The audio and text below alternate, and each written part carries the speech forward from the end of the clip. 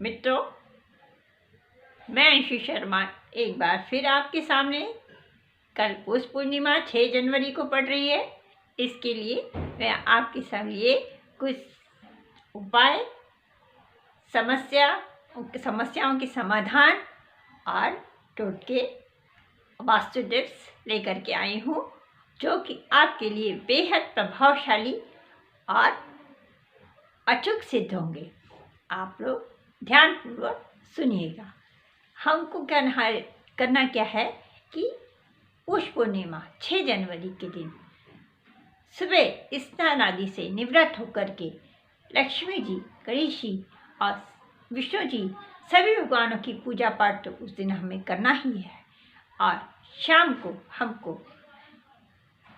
तुलसी जी में विष्णु जी और लक्ष्मी जी का वास होता है, उसमें हमें दिया जला करके और 7 फेरे हमें विष्णु जी और लक्ष्मी जी की, तुलसी जी के लगा देना है।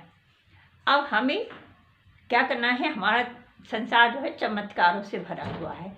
कभी किसी चीज़ का, कभी किसी चीज़ का हमको अवश्य हमें अच्छा फल मिलता ही रहता है। कभी हमारे को किसी चीज़ से हम अनजान रहते हैं और कभी किसी चीज़ की हमें जानकारी मिल जाती है। जैसे मैं आपके सामने कुछ जानकारी लेकर के उपस्थित हुई हूँ, आपको कहीं ना कहीं से किसी और के द्वारा भी आपको जानकारी मिल जाती है, तो इससे आप लोगों को जो भी सफलता, लाभ मिलता है वो आप लोग ज़रूर अपनाइएगा।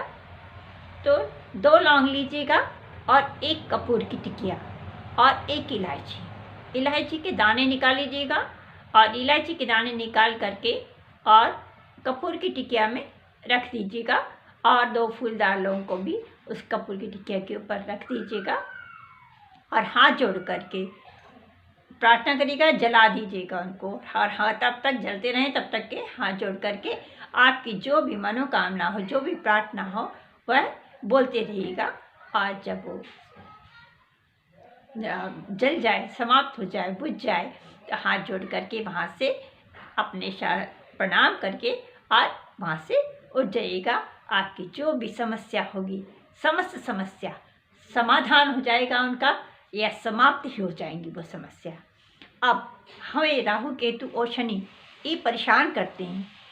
इनकी बात द्वारा हमें कभी तो क्या है कि परेशान किसी को होती है, किसी को नहीं होती है।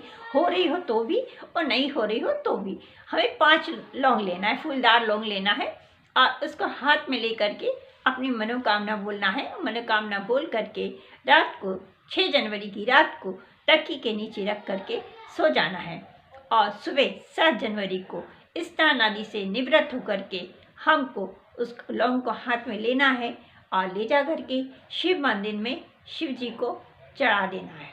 चढ़ा देने के बाद में अपनी मनोकामना बोलते हुए अपने वापस आ जाना है।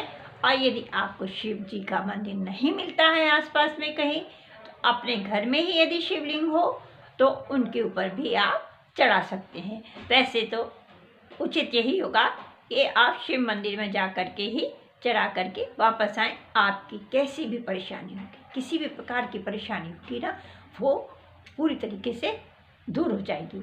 लक्ष्मी जी को हमें खीर का भोग लगाना है। कल पूर्णिमा का दिन भी है, विष्णु जी का दिन है, लक्ष्मी जी का दिन है, सर्वार्थ सिद्धि योग भी है कल। तो हमें लक्ष्मी जी को खीर का भोग भी लगाना है और गुड़ का भोग भी लगाना है। तो खीर और गुड़ दोनों का भोग रात को 9 बजे के बाद लक्ष्मी जी को लगाइएगा। और पीपल के पेड़ के नीचे भी खीर की एक छोटी सी कटोरी लेकर के जाइएगा और वहाँ दिया जला करके और वो खीर की कटोरी वहाँ पर, या कटोरी या 2 ना हो, किसी भी चीज़ में ले जा करके आप वहाँ रख करके आ जाइएगा हाथ जोड़ करके। अब आपको क्या करना है, एक जावित्री और जायफल दोनों लेना है एक छोटे से पीतल के लोटे में। उन दोनों को उसमें भर लेना है और बरगद के पेड़ के नीचे जा करके उसको गड़ा देना है और वहाँ दिया जला करके, वहाँ पे इतनी शक्तियाँ होती हैं, इतनी जो कि आपको लाभ ही लाभ पहुँचाने वाली होती हैं, वो आपको वहाँ पर आप रख के और हाथ जोड़ के प्रार्थना करके आइएगा कि मेरी से मतलब जो भी हमारी परेशानी चल रही है, हम जितनी भी आपकी जो भी परेशानी हो वो आप वहाँ पर बोल करके आइएगा।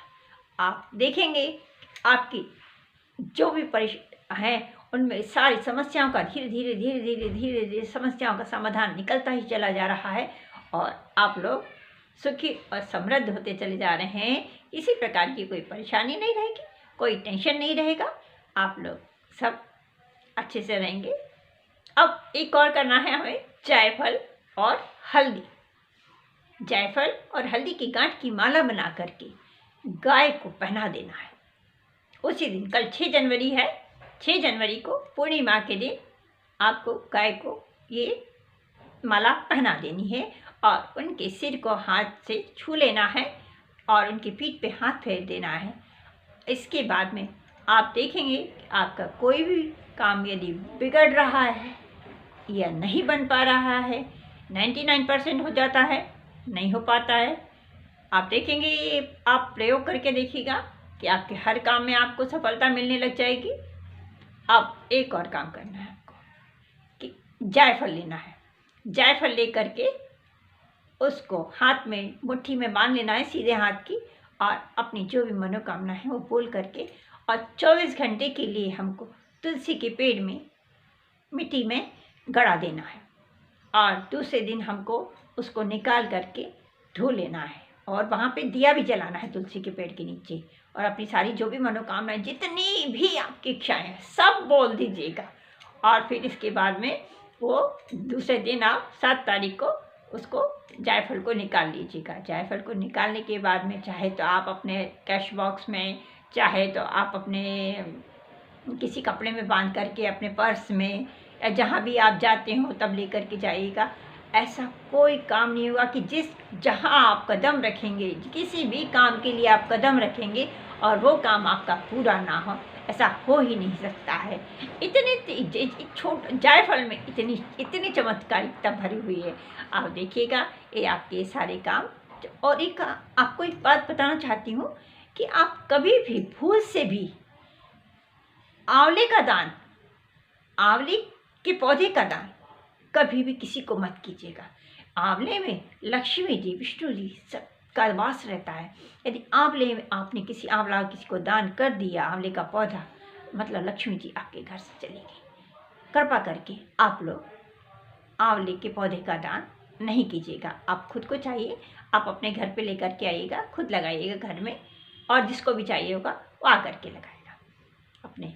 और एक और है कि शमी का पौधे, शमी के पौधे के पत्ते जो होते हैं वो हमको महीने में चाहे एक बार हम चढ़ा सकते हैं तो एक बार, 2 बार चढ़ाते हो तो 2 बार, हफ्ते में 2 बार चढ़ा सकते हो, हफ्ते में 1 बार चढ़ा सकते हो, चाहे तो रोज़ चढ़ा सकते हो, जब जैसी आपकी सुविधा हो।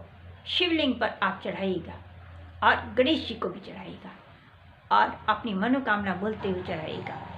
इन पत्तों में इतनी शक्ति, शमी के पत्तों में आपके शनि, राहु, केतु जितने भी ग्रह होंगे सब शांत हो जाएंगे, सब प्रसन्न हो जाएंगे। सभी प्रकार से आपकी शिव भोले बाबा आपकी समस्याओं को हल करेंगे। लक्ष्मी जी, विष्णु जी सभी आप पर कृपा बरसाएंगे और आप लोग खूब खुश प्रसन्न रहेंगे। अब मैं चलती हूँ, आप लोग लाइक, कमेंट, सब्सक्राइब कीजिएगा और आप लोगों को यदि और कुछ मुझसे पूछना हो तो आप कमेंट्स करके पूछ सकते हैं। जय श्री कृष्ण, राधे राधे, जय लक्ष्मी माता की जय।